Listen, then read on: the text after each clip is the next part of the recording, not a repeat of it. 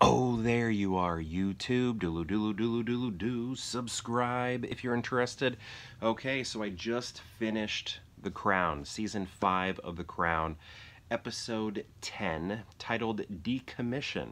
And this episode actually kind of jumped around a bit. I felt like we were dealing with a lot of information here, but it was all kind of tied into a single theme about decommissioning, something being decommissioned. And if we think back to the very first episode of The Queen, what do? We see Claire Foy, who played the Queen in the first 2 seasons of The Crown. Basically, I'm not sure what the right word is, maybe dedicating or accepting the dedication of, or christening, I don't know, a ship, her ship, the Britannia, which has gone on to become a symbol of the Queen. But then in the season 5, it's been under threat of being decommissioned, retired, and the Queen's been active lobbying to the Prime Minister. This is before Tony Blair. Tony Blair is introduced in this episode, though. Sort of lobbying like, hey, can we get some updates on the Britannia? And, you know, get her in working order again.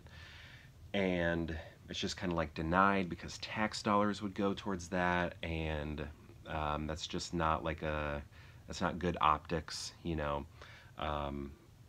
But you know, it's sort of also maintained, at least by the Crown, that not only is it a method of transportation, but again symbolic of the monarchy at sea and through the Commonwealth nations and realms and everything that they visit through by water, so has an importance there.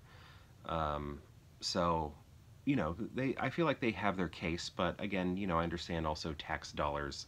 You know, there are other ways to travel, so I see the whole tax dollar thing, I guess, but the symbolic nature is very important to the Queen and that ship.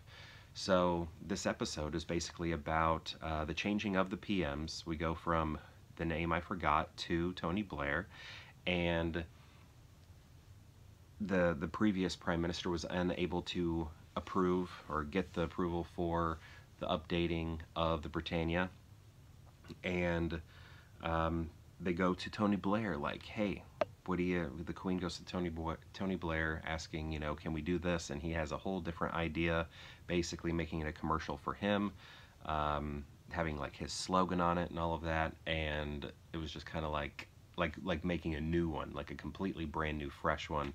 And it just didn't seem like the route they wanted to go, the Queen wanted to go. I don't think we even know really what the route is going to be moving forward, but we do find out that the Britannia becomes decommissioned. And there's a very emotional ending between the Queen and the Britannia where she's looking around, and you kind of get the sense that she feels that she's being decommissioned as well, because Charles is like energized and looking to move forward and eager to become king. Little does he know it's not going to happen for, you know, over 30 years at this point, or maybe around 30 years at this point. And you know, he sees Tony Blair and he's like, okay, this is, you know, somebody that's my age. As PM, I think this is gonna, you know, be good for me. And the Queen's sort of realizing maybe, you know, having someone this young is not going to be good for her. She feels like she's being put out to pasture, that sort of thing. Even though, again, she's got like 30 more years. Nobody knows that. So, yeah, that's kind of what this episode is about. Modernizing, moving forward, and the Queen beginning to feel a little bit left behind. And you even have Charles. He's lobbying to Tony Blair, like, hey, you know, I'm divorced. I would love to be able to remarry. I want to marry Camilla, and you know, I want to make these sorts of things happen. Wouldn't Britain love seeing a happy married queen or king? And like when his time comes, and I feel like that's kind of a thing I'm sort of like realizing now, that he and Camilla are kind of like amazing. Like, do they get the credit across the pond Like, this is a husband and wife that, at least from my American perception, that love each other, and that's like an awesome thing. Like, they seem completely devoted, they seem happy together. Um, Clearly, he's loved her since forever. Like, he's been with her forever, you know, having affairs with her, and then eventually gets married, and it just kind of seems like they make each other happy. And I don't know, do they get credit for that? Like, how do you all across the pond feel about her and him?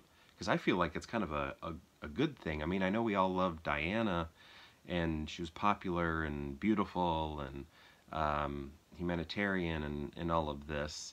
So, and, you know, glamorous and all of that. That all, like, is her package. So, you know, there's all of that and the tragic death and everything. And, but, you know, all that exists.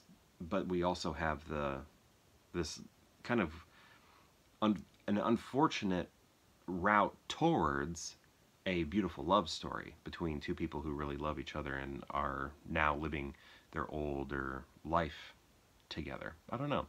It's kind of interesting because I've always felt it was unpopular, but I guess when I step back from, like, media coverage, it's kind of a wonderful thing that these two people, I mean, again, setting aside the tragedy, the sadness of divorce and difficulty of divorce and all that stuff that happened and the kids going through all of that, but just looking at these two individuals, they are a couple that love each other, and wouldn't that be a good thing? So yeah, I'm just kind of curious.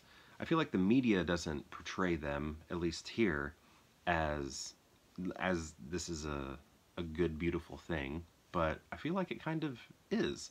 Again, you sort of have to, like, horse blinder a little bit and forget about the tragedy and difficulties and things like that came before it. But just, like, purely looking at the two of them as a loving couple currently, you know, that sort of thing. I assume they're loving from, again, just I get bits and pieces, you know, I'm not seeing everything.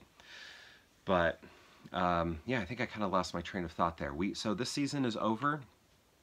I felt like the Queen was barely in it, and I'm curious to know how next season's going to go. I'm very excited for it. Obviously, I think it's going to cover the tragic death of Princess Diana. And then my wife was just telling me the next season is the last season, so they're not going to the coronation of King Charles. That was my assumption only. Like, I hadn't read anything. I just assumed they would go all the way to the changing of the monarch. Like, you know, we started with the Queen's father, and then I thought we were going to see all of the Queen, and then the last episode maybe was going to be the crown, last shot, the crown ending on Charles's head. But I guess not. If they did, though, who would we want? I've heard Judi Dench does not like the show or approve of the show, so it's not going to be her playing the Queen. But maybe Helen Mirren could come back. I think by the time the next season would be over and they would start a hypothetical season 7, she would be around 79, so I think they could age her up to play the Queen, or maybe, I don't know, who else would be good? I don't know. But I think they could take Helen Mirren again, and I would think that would be cool because we already had her, you know, in the movie The Queen. But anyway, who would you think would be good? I'm curious. I think Judi Dench would, like, kind of look the part, but I don't think she would be interested. But anyway, this was a good season, but I don't know if I would call it my favorite season. We didn't really get to know the Queen so much, and I felt like in the previous seasons we did. Claire Foy's seasons are probably still my favorites, but I did really enjoy this, even though it was, you know, a very, you know, we were seeing a lot of difficult situations and stuff, but I guess it happens in all families, right? Happens in all families. Anyway, have you been watching? If so, what do you think? I'm curious to know. Let me know in the comments below, and perhaps I'll see you tomorrow for more Pure Hangout.